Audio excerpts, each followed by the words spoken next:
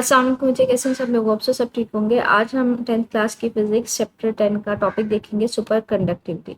मुझे कंडक्टर्स या उन मटेरियल्स को कहते हैं जो अपने अंदर से करंट को गुजरने देते हैं। ठीक है, सुपर कंडक्टिविटी होगा कि ऐसे मटेरियल जो अपने अंदर से करंट को गुजरने दें लेकिन किसी किस्म का लॉस भी ना हो, किसी किस्म की एनर्जी ज़ाया भी ना हो। मिसाल के तौर पर हमारे पास ये ना नॉर्मल मटेरियल्स में होता है कि हमारे पास हमने ये अगर नंबर ऑफ एटम से ये मॉलिक्यूल से मिलकर बना है तो हमने पढ़ा हुआ है कि जो एटम्स जो होते हैं मॉलिक्यूल्स होते हैं वो ऑल द टाइम हरकत करते रहते हैं, उनमें कोई ना कोई मोशन होती है, उनकी काइनेटिक एनर्जी होगी, उनकी वाइब्रेशनल होगी, रोटेशनल होगी, तो कोई ना कोई मोशन होती है। मतलब ये सर्कल में मूव कर रहे होते हैं या अपनी जगह के आगे पीछे हिल रहे होते हैं या वैसे ही मूव कर रहे होते हैं, काइनेटिक एनर्जी होती है। तो जब इनमें से करंट गुजरती है, फॉर एग्जाम्पल ये करंट गुजरी है तो इसके जैसे करंट गुजरी है, इसके रास्ते में कोई एटम हरकत करता हुआ इसके रास्ते में आ जाए तो ये क्या करेगा, इलेक्ट्रॉन फिर इसके साथ जाके टकराएगा। जब इसके साथ टकराता है तो कुछ ना कुछ एनर्जी लॉस करता है, वहाँ पे एनर्जी ज़ाया होती है। फिर से टकरा के वापस वो अपने रास्ते में फिर मुंह हरकत करना शुरू हो जाएगा। फॉर एग्जाम्पल हरकत करता हुआ इस तरफ आया तो यहाँ पे मजीद कोई एटम जो मॉलिक्यूल हरकत करता हुआ इसके रास्ते में आ गया, फिर ये इसके साथ टकराता है, फिर ये वो अपना रास्ता चेंज कर जाता है। तो हर दफ़ा टकराने पर वो कुछ ना कुछ एनर्जी जो है वो ज़ाया कर रहा है। अब इस मटीरियल में से करंट तो गुजर रही है लेकिन लॉस हो रहा है, ज़ाया हो रही है एनर्जी। हर दफ़ा जब कुलियन होती है, एटम के साथ टकराता है तो कुलियन की वजह से लॉस हो जाता है। इसके कंपैरिजन में अगर हम लोग सुपर कंडक्टर देखें, सुपर कंडक्टर में पता है क्या होता है बच्चे, एटम्स ये मॉलिक्यूल्स है ना, तो हम क्या करते हैं, सुपर कंडक्टर का टेम्परेचर कम करते जाते हैं, कम करते जाते एक वक्त ऐसा आता है कि जो एटम्स या मॉलिक्यूल्स की एनर्जी है, ये हरकत है, ये बंद हो जाती है, ये हरकत करना बंद हो जाते हैं। क्योंकि मैं अगर इसका टेम्परेचर कम करते जा रहे हैं, एनर्जी इसकी कम करते जा रहे हैं, एनर्जी कम करने का मतलब है मैं इनकी काइनेटिक एनर्जी वगैरह उसको स्टॉप कर रही हूँ। जब इनकी एनर्जी वगैरह कम हो जाती है, इतनी कम हो जाती है कि अपनी हरकत से अपनी जगह से नहीं मूव नहीं हरकत नहीं कर सकते, इनकी हरकत को मैं बिल्कुल सीज कर देती हूँ। सीज काम करने का मतलब कम से कम कर देती हूँ कि अब वो हरकत ना करें, उनकी एनर्जी मैंने सारी कम कर दी है, मतलब टेम्परेचर निकाल दिया। टेम्परेचर कम करने का मतलब मैंने इनकी एनर्जी निकाल दी है। अब जब इसमें से करंट गुजरेगी तो इसके रास्ते में कोई हमारे पास एटम वगैरह नहीं आएगा, तो वो आराम से करंट जो है वो मूव ऑन कर सकती है, किसी किस्म की कुलियन नहीं होगी, किसी किस्म की हमारे पास एनर्जी ज़ाया नहीं होगी। तो ऐसे मटेरियल्स को हम कहते हैं सुपर कंडक्टर। कि हम इसका टेम्परेचर कम करते जाते हैं, एक टेम्परेचर ऐसा आता है जिसको हम क्रिटिकल टेम्परेचर भी कहते हैं, जहाँ पे इन सारे एटम्स या मॉलिक्यूल की जो मोशन है, हरकत है, वो स्टॉप हो जाती है, मतलब ये हरकत नहीं करते। अब इस केस में जो करंट है जब इसमें से हरकत करेगी, फ्लो करेगी, तो किसी किस्म की एनर्जी ज़ाया नहीं होगी। तो ऐसे मटेरियल्स को हम कहते हैं सुपर कंडक्टर्स। तो कहते हैं सुपर कंडक्टिविटी है क्या, कुछ मटेरियल्स की खास खसूसियत है जिसमें वो एक खास हद से कम टेम्परेचर, मतलब उनका टेम्परेचर अगर कम करते जाएं एक टेम्परेचर पे जाके जब उनको ठंडा कर दिया जाता है तो अपनी इलेक्ट्रिकल रेजिस्टेंस मुकम्मल तौर पर खो देते हैं। इलेक्ट्रिकल रेजिस्टेंस मुकम्मल तौर पर खो देने का मतलब है अब वो हरकत नहीं करते। जब हमारे पास उसमें से करंट गुजरती है तो किसी किस्म की वहाँ पे एनर्जी ज़ाया नहीं होती, किसी किस्म की कुलियन नहीं होती।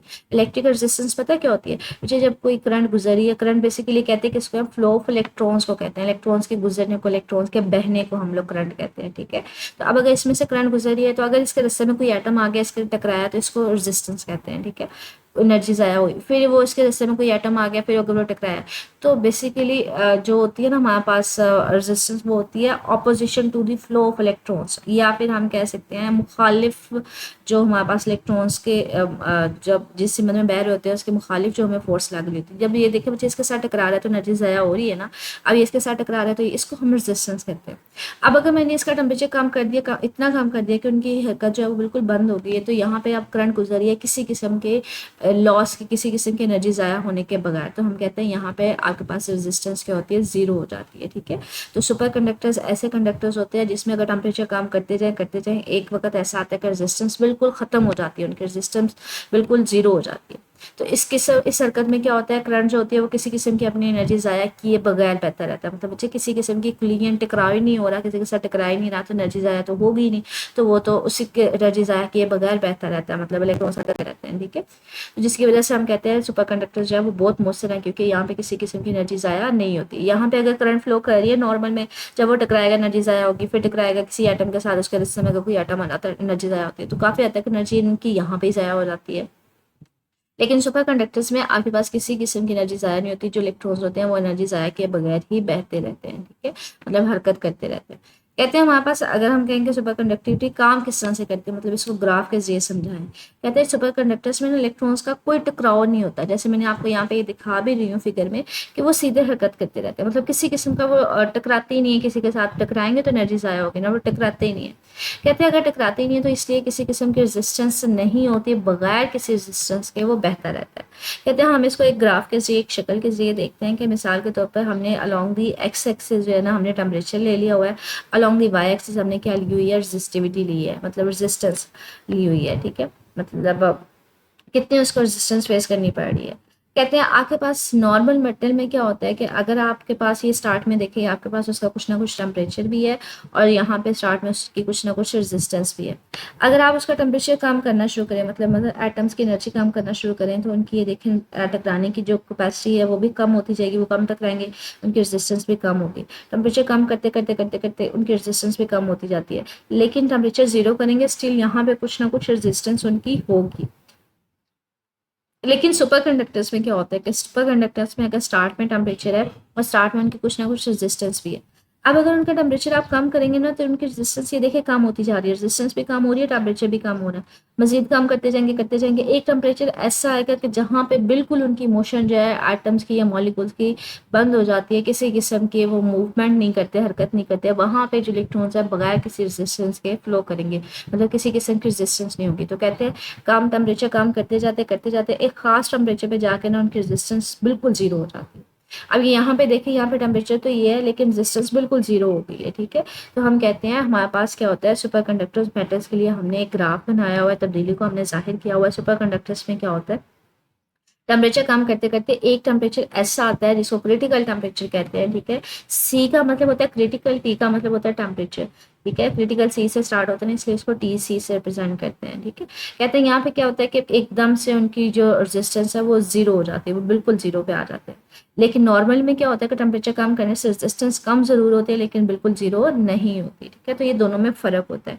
अच्छा, ये हमारे पास शॉर्ट क्वेश्चन में भी आ सकता है कि ग्राफ के जरिए, शक्ल के जरिए वाज़ेह करें आम मेटल में और हमारे पास जो सुपर कंडक्टर्स के ग्राफ में क्या फ़र्क होता है, ठीक है, किस तरह से उनकी रेजिस्टिविटी में फ़र्क आता है। ये ऊपर सुपर कंडक्टर्स की डेफिनेशन है, ठीक है। इसके अलावा यहाँ पे हमारे पास कह लें क्रिटिकल टेम्परेचर की डेफिनेशन है कि एक खास टेम्परेचर पे जाकर उनकी रेजिस्टेंस बिल्कुल जीरो हो जाती है, उसको हम लोग क्रिटिकल टेम्परेचर कहते हैं, ठीक है। तो ये इसकी क्रिटिकल टेम्परेचर की डेफिनेशन। अच्छा, ये बहुत कह लें यूजुअली ये ना क्रिटिकल टेम्परेचर की डेफिनेशन पूछ ली जाती है। आप कहते हैं कौन से ऐसे मटेरियल्स हैं जो सुपर कंडक्टिविटी जो है हमारे पास शो करते हैं, जो सुपर कंडक्टर्स होते हैं जिनमें किसी किस्म की रेजिस्टेंस नहीं होती। कहते हैं कुछ मेटल्स या सिरामिक्स, सिरामिक्स कहते हैं मुझे जो मट्टी से बनी हुई चीज़ें होती हैं, ठीक है, उनको सिरामिक्स कहते हैं। कहते हैं ये ना बहुत कम टेम्परेचर पे जाकर ना सुपर कंडक्टर्स बन जाते हैं। कहते हैं जैसे मरकरी है, ये हमारे पास 4.2 केल्विन पे जाके ना इससे नीचे अगर टेम्परेचर करेंगे तो ये सुपर कंडक्टर्स बन जाएगी, मतलब इससे नीचे मॉलिक्यूल्स की हरकत जो होगी वो बिल्कुल स्टॉप हो जाएगी और इसमें से जब करंट गुजरेगी तो वो किसी किस्म का वहाँ पे एनर्जी ज़ाया नहीं होगी। अब ये यहाँ पे एक छोटी सी बात है, ये देखिए मुझे 0 डिग्री सेल्सियस पे जाके ना हमारे पास बर्फ़ जमना शुरू हो जाती है। अब 0 डिग्री सेल्सियस पे बर्फ़ जमना शुरू हो गया, अगर मैंने इसको कैल्विन में करना है, इसका मतलब है ये कितने कैल्विन के इक्वल होता है 0 डिग्री सेल्सियस, ये 273 इसमें ऐड कर दूंगी, ये कितने कैल्विन के इक्वल आ जाएगा, ये 273 कैल्विन के इक्वल होता है, ठीक है। तो 0 डिग्री सेल्सियस कितने कैल्विन के इक्वल होता है, तो इसका मतलब है फिर 4 केल्विन कब होगा, जब 0 डिग्री सेल्सियस 273 के ऊपर है, तो ये अप्रोक्सीमेटली फॉर एग्जाम्पल ये -270 डिग्री सेल्सियस पे जाके जो है ये 4 केल्विन जो है ना उसके इक्वल होगा, ठीक है। अप्रोक्सीमेटली 4 केल्विन कहते हैं। अगर इसको 4.2 केल्विन से नीचे करेंगे तब ये सुपर कंडक्टर बनेगा, मतलब इतना कम टेम्परेचर लेना है आपने, -273 या 270 के round about degree Celsius temperature लेना है, मतलब इतना ह्यूज कम टेम्परेचर पे जाएंगे तब हमारे पास जो रेजिस्टेंस है वो क्या होगी, उसकी जीरो होगी, ठीक है। इसी तरह से लेड है, उसको सुपर कंडक्टर्स का बनाया जा सकता है अगर उसका टेम्परेचर हम 7.2 केल्विन से कम कर दें। कहते हैं इतना कम टेम्परेचर -270 या -273 लेना बहुत मुश्किल था। फिर ये बाद में रिसर्च होती गई कि हमने ऐसा टेम्परेचर लेना है कि जो थोड़ा अटेनेबल हो, जिसको हम ऑब्टेन तो कर सके। -270 लेना ही बहुत मुश्किल है। फिर तरक्की के साथ साथ जैसे जैसे तरक्की हुई तो नए जो हाई टेम्परेचर सुपर कंडक्टर, मतलब ऐसे कंडक्टर्स बनाए गए जिनको सुपर कंडक्टर्स बनाया जा सके थोड़े हाई टेम्परेचर पे, जैसे सिरामिक्स वगैरह होता है उनको सुपर कंडक्टर के टेम्परेचर पे बनाया जा सकता है 135 केल्विन के ऊपर। अब ये देखिए ये इसकी निस्बत काफ़ी हाई टेम्परेचर है, ठीक है। तो ये एग्जांपल्स हैं जो आप जब सुपर कंडक्टर्स को डिफाइन करेंगे तब साथ में कोई एक एग्जांपल भी दे दीजिएगा। या फिर ये एमसीक्यू में पूछ लिया जाता है कि मरकरी किस टेम्परेचर के ऊपर सुपर कंडक्टर्स बन सकती है, या लेड किसके ऊपर बन सकता है। या फिर आपके पास ये शॉर्ट क्वेश्चन भी बन सकता है कि हाई टेम्परेचर सुपर कंडक्टर्स क्या होते हैं, ठीक है, जिनको सुपर कंडक्टर बनाया जाता है हाई टेम्परेचर के ऊपर, ठीक है। आगे हमारे पास होता है कि सुपर कंडक्टर्स को इस्तेमाल कहाँ पे है। सुपर कंडक्टर्स में सिर्फ इतनी बात याद रखिएगा कि जिसमें हमारे पास एनर्जी का ज़ाया नहीं होती, ठीक है। तो सबसे पहले एमआरआई मशीन में एमआरआई का मतलब होता है, एम का मतलब होता है मैग्नेटिक, जिसमें मैग्नेटिक फील्ड इस्तेमाल करते हैं, ठीक है, मैग्नेटिक फील्ड इस्तेमाल की जाती है, ठीक है। R I magnetic R I machines, I का मतलब होता है इमेजिंग, ठीक है, इमेज लेना, पिक्चर वगैरह लेना, स्कैन वगैरह करना, ठीक है। तो आई से इमेजिंग।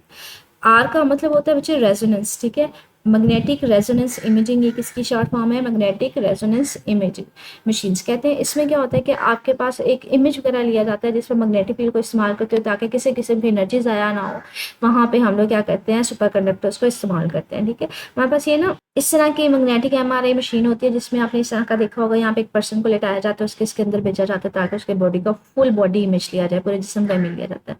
तो इसमें हम सुपर कंडक्टर्स को इस्तेमाल करते हैं ताकि किसी किस्म की एनर्जी ज़ाया ना हो। इसी तरह से कहते हैं मैगलिव ट्रेन, मैगलिव ट्रेन को बच्चे बुलेट ट्रेन भी कहते हैं। ये बहुत ज़्यादा ना हाई स्पीड ट्रेन होती हैं, ठीक है, इनके अंदर भी सुपर कंडक्टर्स को इस्तेमाल किया जाता है। इसके ना हम कहते हैं ये जो इसके नीचे पटरी होती है ना, ये जो ट्रेन होती है पटरी के ऊपर नहीं चलती, ये इससे ऊपर थोड़ा सा ऊपर होती है।